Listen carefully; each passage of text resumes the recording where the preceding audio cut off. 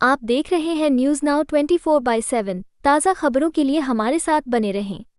कांग्रेस नेता सुप्रिया श्रीनेत ने पीएम मोदी पर हमला करते हुए कहा, नरेंद्र मोदी सरकार किस हद तक अपने मित्र गौतम अडानी को फायदा पहुंचाने के लिए नियम कानून बदल सकती है। इसका सबसे बड़ा उदाहरण भारत पाक बॉर्डर के पास हो रहा निर्माण है।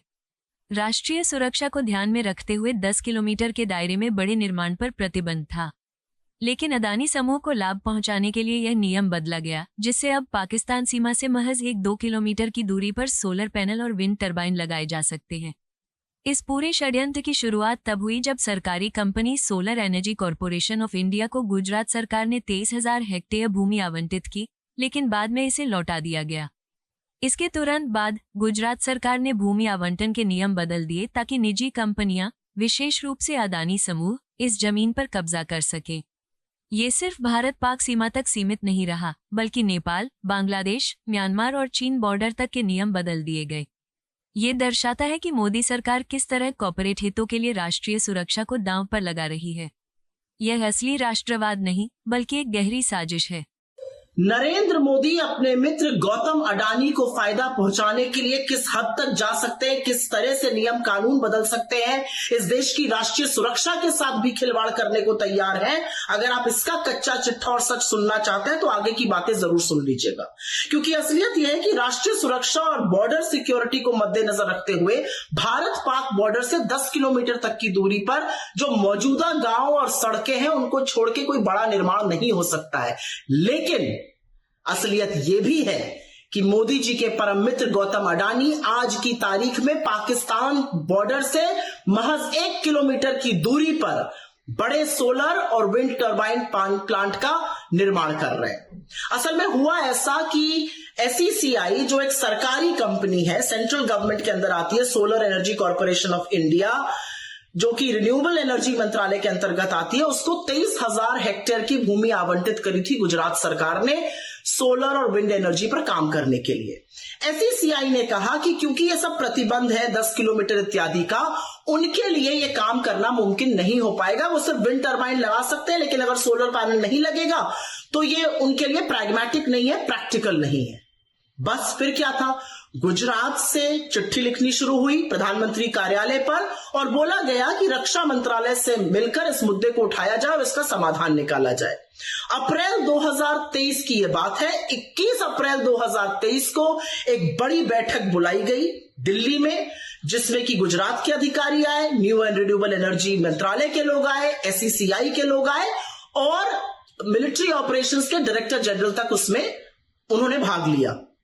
उस मीटिंग में आर्मी के वरिष्ठ लोगों ने कहा कि सोलर पैनल लग जाने से टैंक मूवमेंट और निगरानी करने में दिक्कत होगी, लेकिन डेवलपर्स ने उनको यह विश्वास दिलाया कि ऐसी दिक्कत नहीं होगी। हालांकि आर्मी ऑफिशियल्स ने बोला था सोलर पैनल का साइज बदला जाए, जिसको खारिज कर दिया गया इस डिमांड को। और उसके बाद रक्षा मंत्रालय ने उसी दिन यह फैसला लिया कि और मंजूरी दे दी कि पाकिस्तान से 2 किलोमीटर की दूरी पर, बॉर्डर से 2 किलोमीटर की दूरी पर सोलर पैनल और 1 किलोमीटर की दूरी पर विंड टरबाइन लग सकती है। बस फिर क्या था, मोदी सरकार ने मई 2023 कुछ ही दिनों के अंदर इसको औपचारिक भी किया और सब मंत्रालयों को इसकी बकायदा अधिसूचना जारी करके सूचना भी दे दी गई।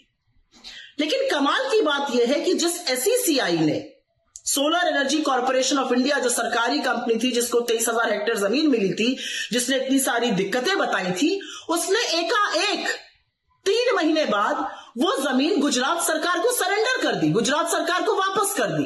और खबर के मुताबिक कहा जा रहा है कि ये जो वापसी की गई, ये न्यू एंड रिन्यूएबल एनर्जी मंत्रालय के कहने पर की गई। और उसके बाद शुरू हुआ असल खेल। और असल खेल ये था कि गुजरात सरकार ने अपने आवंटन के जो रूल थे उसको बदला, क्योंकि पहले आवंटन सिर्फ सरकारी उपक्रमों को हो सकता था।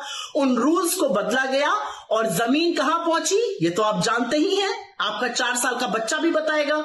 जमीन पहुंची गौतम अडानी के हाथों में। तो ये सारा षड्यंत्र, ये सारी साजिश रची गई कि अंततोगत्वा जमीन किसी तरह से गौतम अडानी के हाथों पर चल जाए।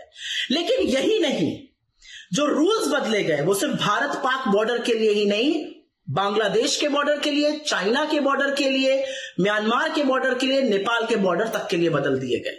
लेकिन असलियत यह है कि इतनी बड़ी साजिश रची गई, पूरी साठगांठ हुई मोदी की केंद्र सरकार की, बीजेपी की गुजरात सरकार की, नियम बदले गए, नियम कानून ताक पे रखे गए और हमारी भूभागीय अखंडता के साथ खिलवाड़ करते हुए यह फैसला लिया गया। इतना बड़ा रणनीतिक फैसला, इसमें दो दिक्कतें हैं। जमीन सस्ते दाम पर देनी थी अडानी को और ये सारा षड्यंत्र, ये सारा ताना बाना इसलिए रचा गया था और फिर से वही काम एक सरकारी कंपनी के साथ हुआ जो पहले एचएएल के साथ हुआ था, उनको दूध की मक्खी की तरह निकाल दिया गया। ये नरेंद्र मोदी का असली देश प्रेम है, ये उनका फर्जी राष्ट्रवाद है कि वो इस देश की भूभागीय अखंडता, हमारी बॉर्डर सिक्योरिटी, हमारी राष्ट्रीय सुरक्षा तक से खिलवाड़ करने को तैयार है। अडानी के चक्कर में मोदी क्या क्या कर गुजरेंगे, शायद इसका अंदाजा भी नहीं है हमें और आपको।